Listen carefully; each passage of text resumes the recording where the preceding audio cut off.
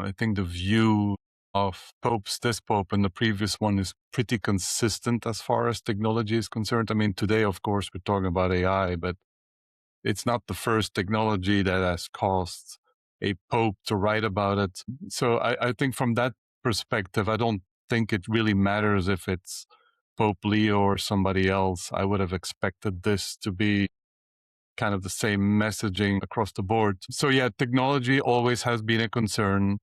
Technology kind of drives people more than religion, and that's not a surprise that that can be a concern. The human factor is also something that typically comes out when the Pope talks about events. It's the human factor, the social factor, what's the impact on different people, different religions, different parts of the world. So I think from that perspective, honestly, I don't see anything different from in the past, except that it's pretty consistent.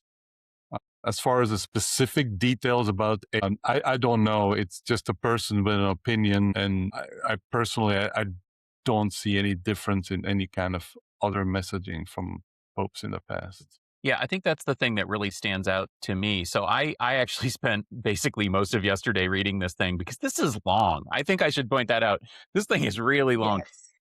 Also, doesn't strike me as having been written by AI.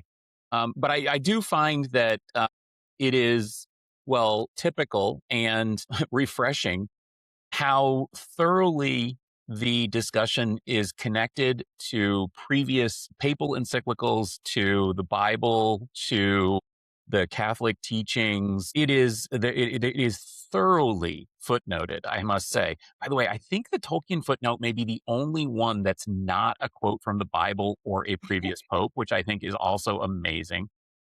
But that being said, he goes out of his way in this letter to connect it to previous encyclicals and previous teachings. I mean, I think that that's what we would expect from the Pope, but it really struck me. I mean, basically, chapter 1, chapter 2 are entirely grounding this argument in things that have been said before and in previous technological changes, and demonstrating how these sorts of communications have changed over the last 2 centuries, that each pope has built on the work of the previous one in order to deliver a message that's more consistent with the state of society, but also with how they see the teachings of the Bible.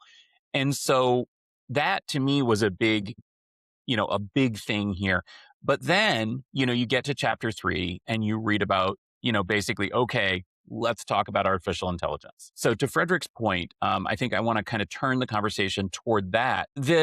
Wisely, it specifically says, look, AI technology is changing. I'm completely paraphrasing here, but, Pope is not a technologist. He's not somebody who knows every little nuance of artificial intelligence. But I was really struck by how correct it is in terms of the way that it treats artificial intelligence. And I want to quote something here that it says about AI technology. And that is this: these systems merely imitate certain functions of human intelligence.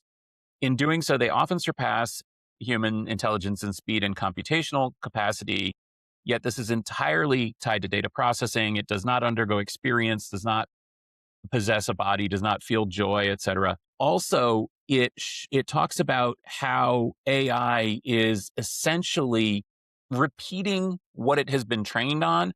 It strikes me that this is a very correct and nuanced view of artificial intelligence that has actually been lacking in a lot of the discussion that we hear in the technology community.